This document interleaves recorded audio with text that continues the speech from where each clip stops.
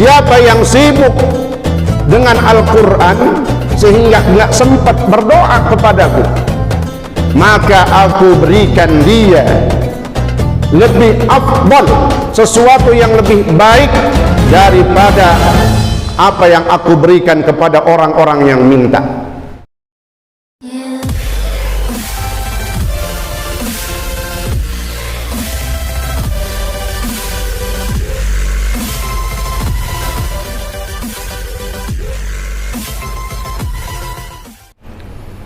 Assalamualaikum warahmatullahi wabarakatuh.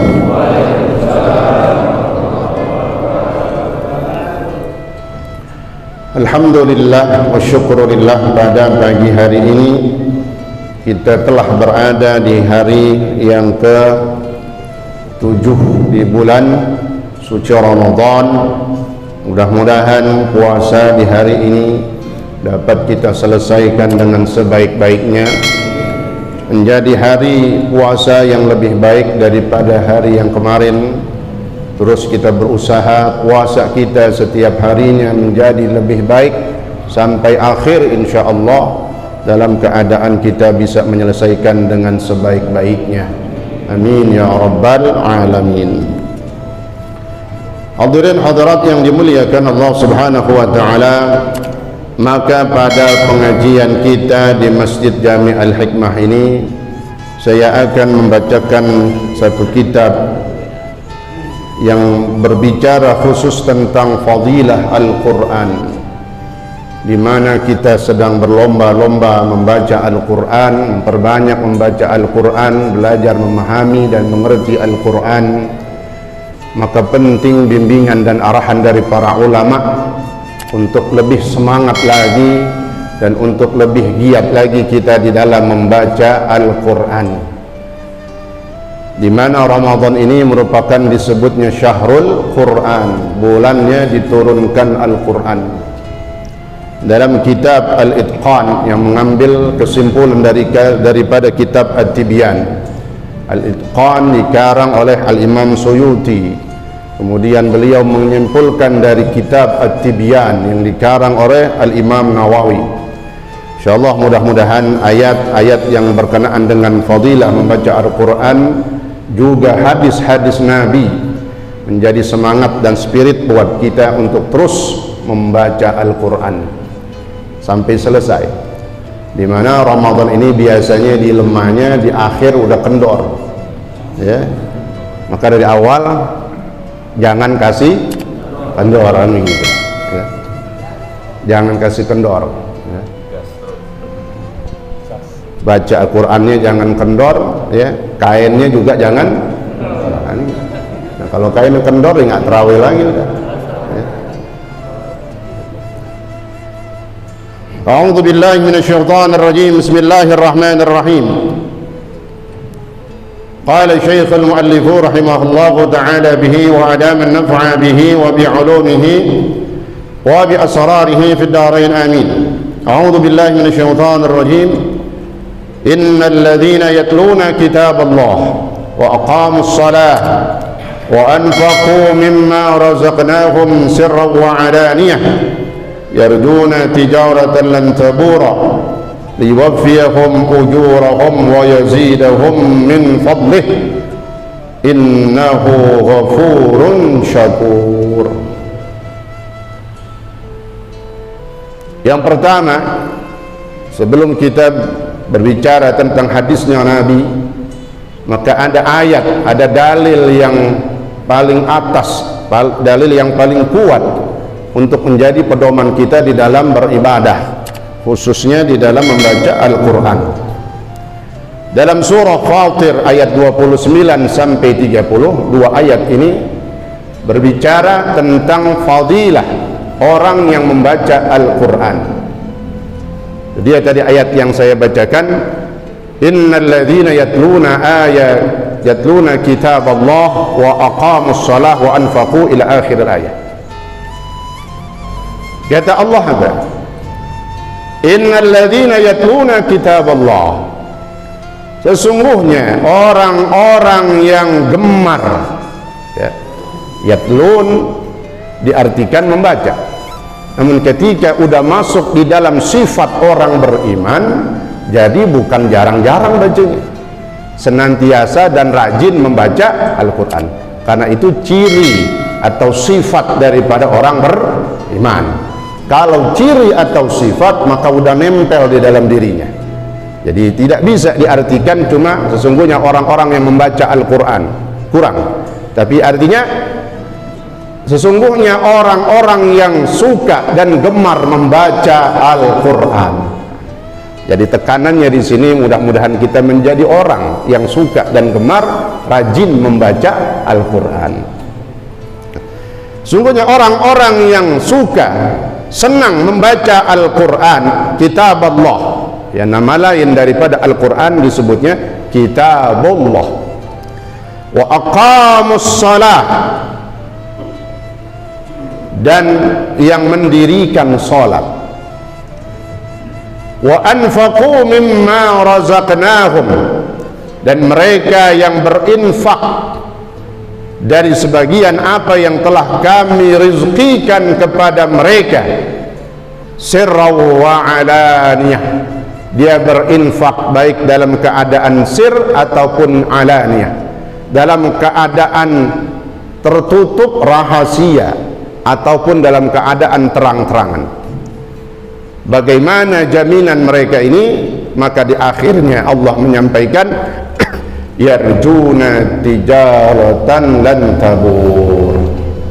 Kata Allah, orang-orang yang gemar, suka membaca Al-Quran, kemudian menjaga sholatnya dan berinfak kapan saja, di mana saja, sepi ataupun ramai, nggak ada orang yang tahu ataupun enggak, mereka adalah orang-orang yang sangat mengharapkan perdagangan yang tidak ada ruginya. Artinya mereka sangat mengharapkan balasan pahala yang besar dari Allah Subhanahu wa ta'ala. Liwaffiyahum ujurahum wa yazidahum min fadlih innahu ghafurun syakur. Sehingga ayat ini dalam surah Fatir ini, ayat 29 sampai 30, disebutkan di dalam salah satu tafsir, qala mutarrif rahimahullah, seorang ulama besar yang banyak pendapatnya dimasukkan di dalam kitab-kitab tafsir. Beliau mengatakan, hadhihi ayatul qurra, inilah ayat yang menjadi keunggulan orang-orang yang suka membaca Al-Quran.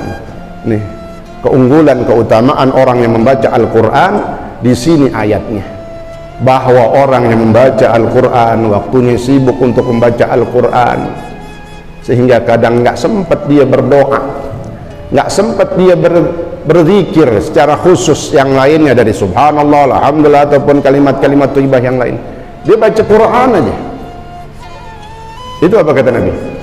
Man syaghalahu al-Quran wa dzikri an mas'alati a'taituhu afdala ma u'ti as-sa'ilin.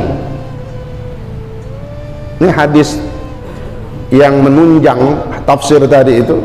Jadi tijarah, perdagangan yang nggak ada ruginya itu kayak gimana? Dunia akhirat. Orang baca Al-Quran, pahalanya, fadilahnya dunia akhirat luar biasa. Dia sibuk baca Al-Quran, ya udah pasti ini setelah dia menjaga sholatnya, ya sholatnya dia jaga, ya yang wajib-wajib dia kerjain, lalu tambahannya baca Al-Qurannya luar biasa.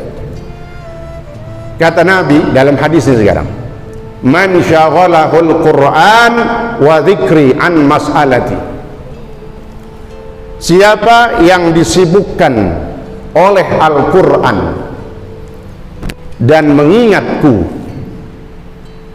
an mas'alati, sehingga dia nggak sempat meminta kepadaku, berdoa.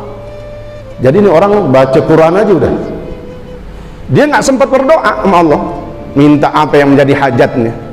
Dahsyat Al-Quran, mengalahkan doa. Orang minta nih, doa kan banyak tuh macam-macam. Nah kita baca Quran aja, Allah berikan yang lebih daripada orang yang pada minta itu. Paham nggak maksudnya? Kan minta banyak, kalau minta kan bisa terbatas. Ini minta A, B, C, D dan seterusnya. Saking sibuknya kita suka sama Al-Quran, baca terus firman Allah, ayat-ayat Allah, maka kata Nabi, siapa yang sibuk dengan membaca Al-Quran lalu dia tidak sempat berdoa kepadaku, maka aku berikan yang lebih baik, yang lebih afdal daripada orang-orang yang meminta tadi. Kalau orang-orang yang berdoa, yang meminta, itu doang tuh yang diminta, yang didapetin. Tapi kita kena sibuk, lebih sibuk dengan sesuatu yang lebih utama. Mana lebih utamanya di sini? Yang kita baca adalah firman-Nya Allah, kalamullah, kalamnya Allah. Subhanallah. Ini keunggulan orang membaca Al-Quran. Jadi kan ada itu ya, kadang orang baca Quran aja, kadang bilang berdoa dong. Ya berdoa juga, bukan nggak berdoa. Tapi seandainya kita disibukkan dengan membaca Al-Quran, ketahuilah, kata Allah ya di dalam hadis qudsinya, ini namanya hadis qudsi. Hadis qudsi ya, hadis yang disampaikan oleh Nabi. Nabi berkata, kemudian di dalamnya menyimpan ucapan Allah. Itu ucapan Allah, man syaghalahul Quran wa dzikri. Itu namanya ucapan Allah, maka disebutnya hadisnya hadis qudsi. Siapa yang sibuk, siapa yang disibukkan dengan Al-Quran dan mengingatku sehingga tidak sempat berdoa kepadaku, maka aku berikan kepada dia sesuatu yang lebih baik dari orang-orang yang telah meminta kepadaku. Subhanallah. Nah di dalam Al-Quran tadi lanjutannya ada. Jadi orang membaca Al-Quran pahalanya tidak akan habis, justru pahalanya abadi. Lan tabur, tijarah lan tabur. Jadi kalimat tijarah lan tabur adalah perniagaan yang tidak akan rugi ya. Kadang kalimat ini kita baca kalau orang habis pulang haji atau umrah tuh ya, Allahumma ja'alhu hajjam mabrura ya, gitu ya. Ya Allah, jadikanlah hajinya si fulan ini haji yang mabrur, wa dzamban maghfura, dosanya yang diampunin, wa sa'yan mashkura, perjalanan yang senantiasa mendapatkan ridha dari Allah Subhanahu wa taala, wa tijaratan lan tabur. Nah gitu, wa sa'yan mashkura wa tijaratan lan tabur. Apa itu arti tijarah lan tabur? Perniagaan, perdagangan yang tidak akan ada ruginya. Itulah ibadah, ibadah hajinya, ibadah puasanya, ibadah umrohnya, nah, termasuk ibadah membaca Al-Qur'annya, ibadahnya melakukan sholatnya, wa anfaqu, dan ibadah berupa infak ataupun sodakohnya. Liwafiyahum ujurahum, liwafiyahum ujurahum, supaya Allah memberikan kepada mereka pahala-pahala yang besar. Jadi pahala yang besar yang Allah berikan kepada orang-orang yang membaca Al-Quran. Jadi dunia akhirat tadi, pahalanya di dunia kita dapat. Orang-orang pada berdoa, kita baca Al-Quran sibuk, Allah berikan kita. Jadi nggak sempat kita berdoa, apa yang menjadi hajat kita udah dikasih sama Allah. Inilah semangat kita untuk terus membaca Al-Quran di bulan Ramadan. Wa yazidahum min fadlihi, dan akan Allah tambahkan selain pahala, selain orang dapat pahala dengan membaca Al-Quran, maka Allah tambahkan dari anugerahnya. Apa fadilahnya Allah? Surga. Surganya Allah Subhanahu wa ta'ala, itulah yang menjadi nilai tambah dan puncak keinginan kita. Mudah-mudahan kita semua termasuk orang yang dimasukkan ke dalam surganya Allah Subhanahu wa ta'ala. Jangan kita berasa udah pasti masuk surga. Gua rajin sholat, rajin puasa. Kata Nabi, siapa yang puasa masuk surga. Iya. Tapi dalam diri kita jangan pernah kita berpemahaman bahwa yang bikin masuk surga itu ibadah.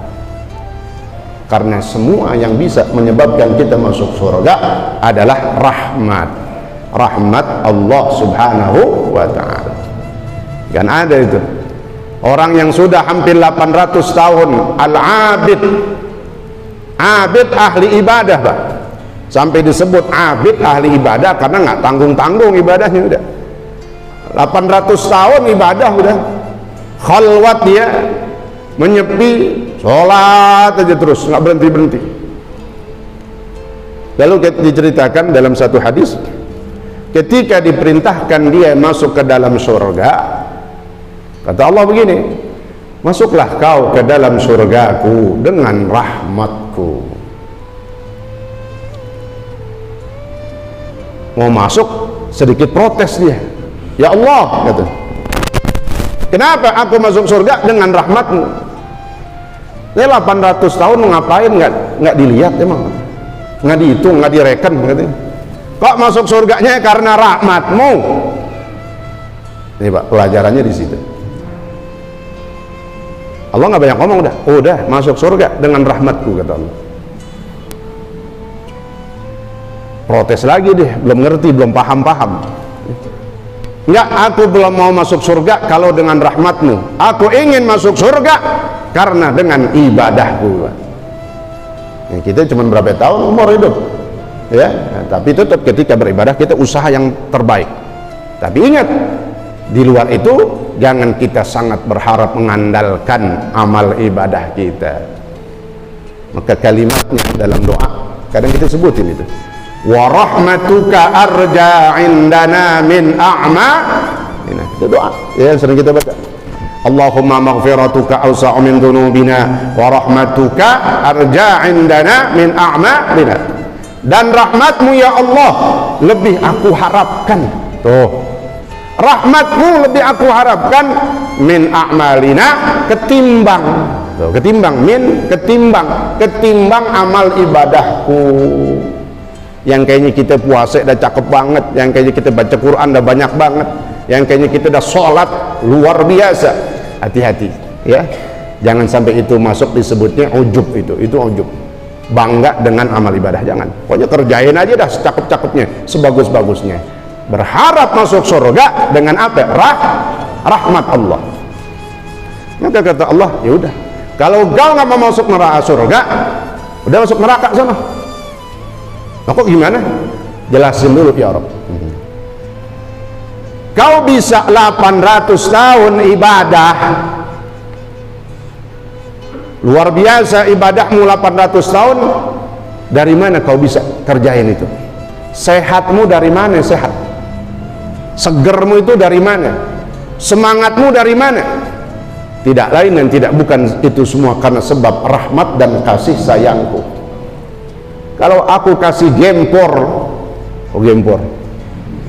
ente nggak bisa sholat enak tenang gitu, sakit ya,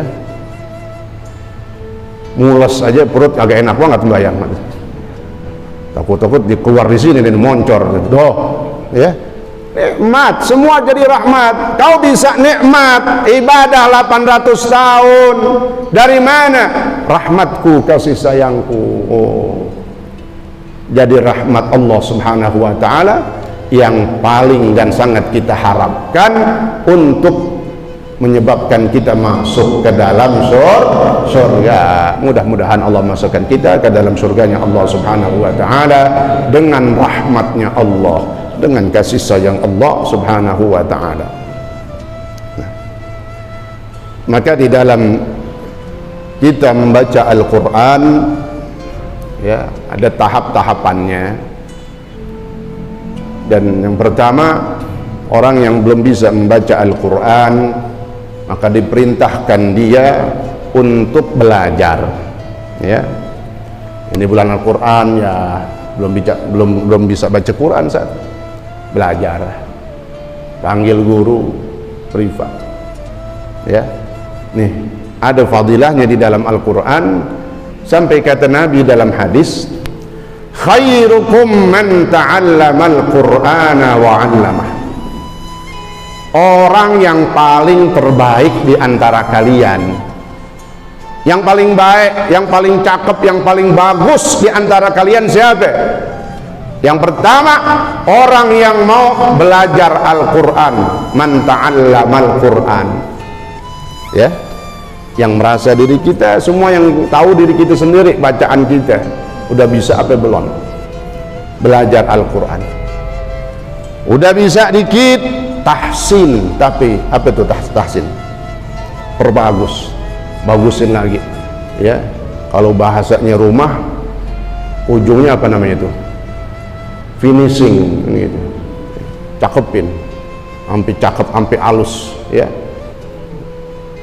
Seandainya kadang masih ada logat-logat Jawanya, nah, hilangin tuh, pentok-pentoknya hilangin lagi, ya. Siapa aja gitu sih.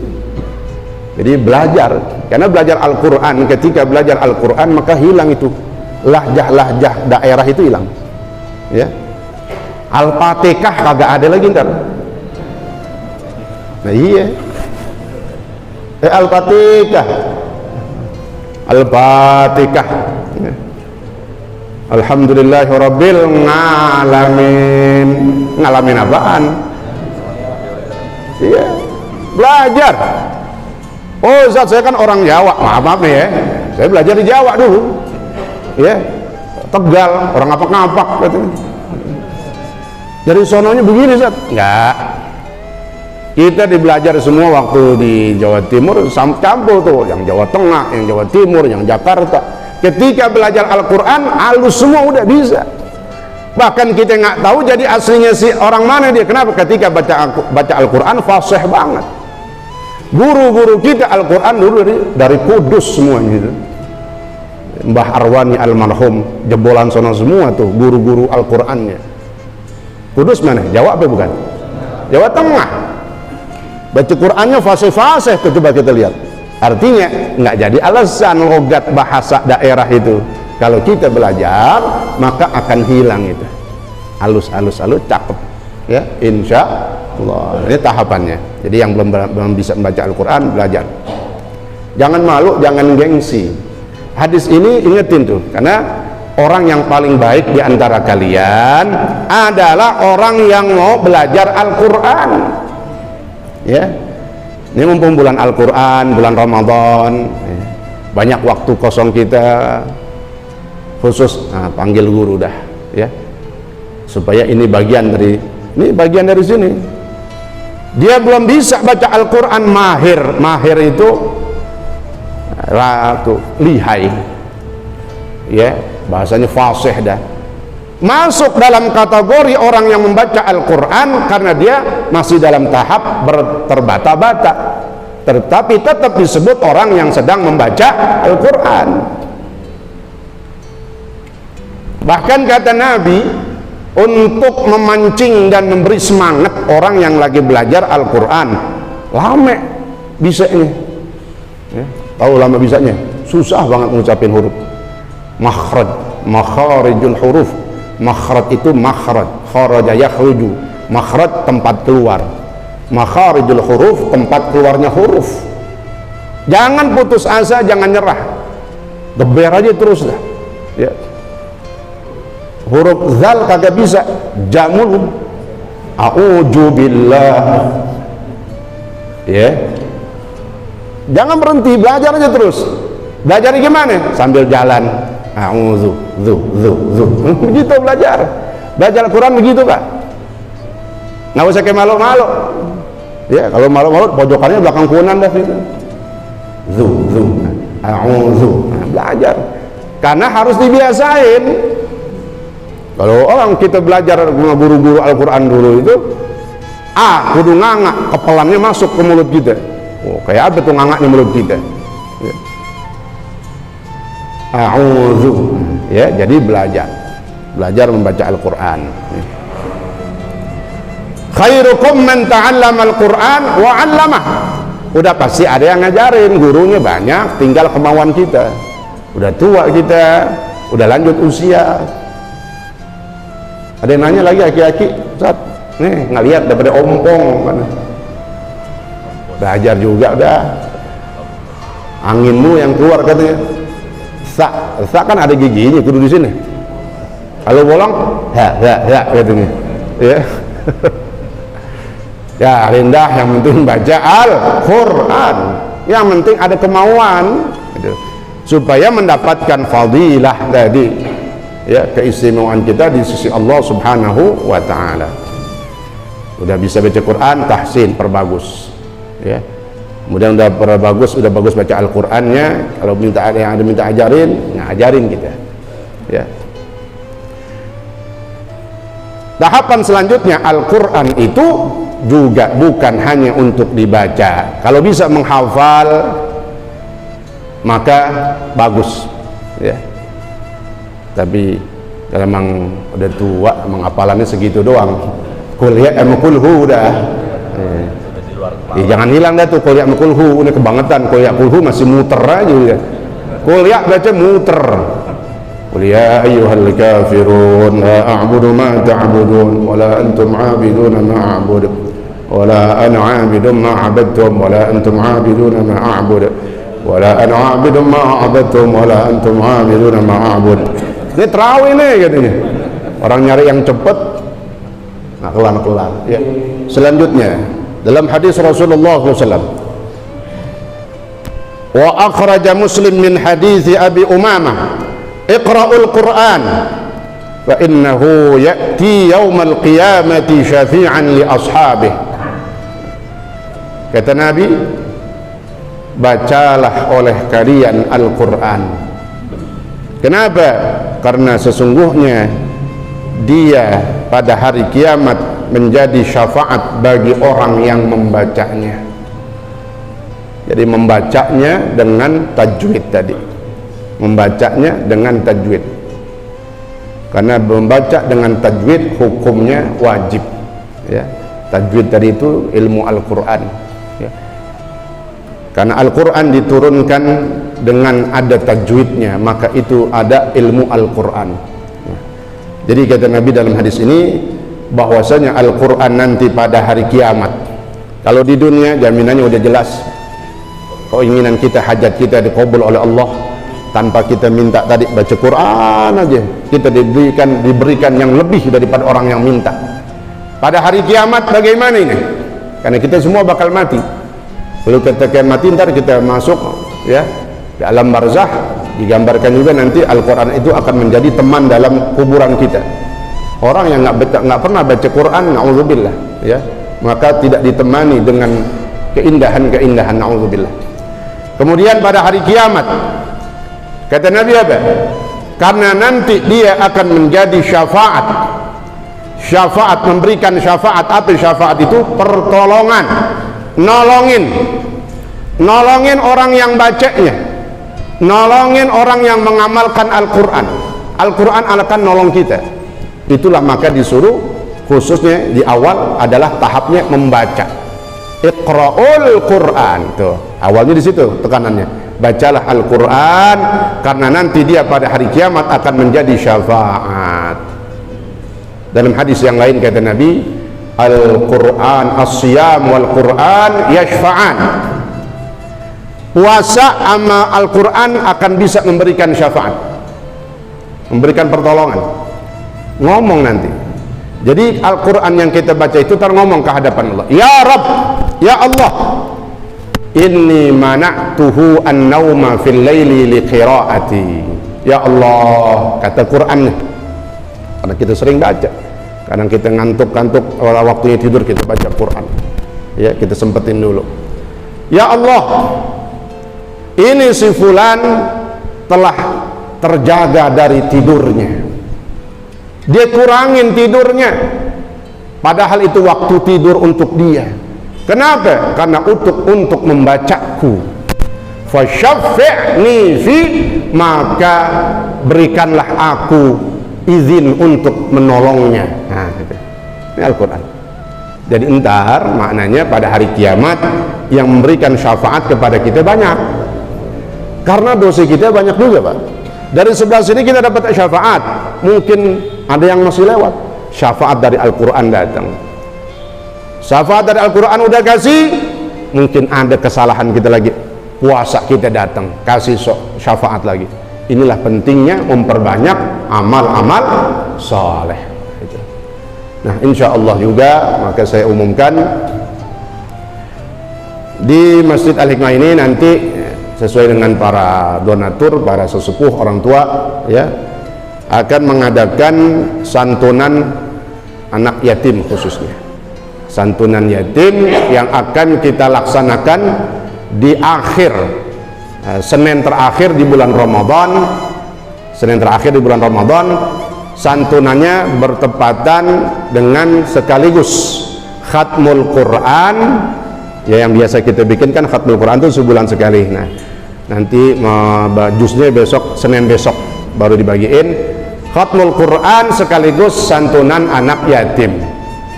Dengan juga kita barengi sekaligus berbuka puasa bersama Senin terakhir itu di bulan Ramadan. Jadi kegiatan kita rencananya menyantuni anak-anak yatim. Anak yatimnya nanti dari sekitar daerah sini, kemudian juga dari masjid-masjid yang lain ya, musola, silahkan.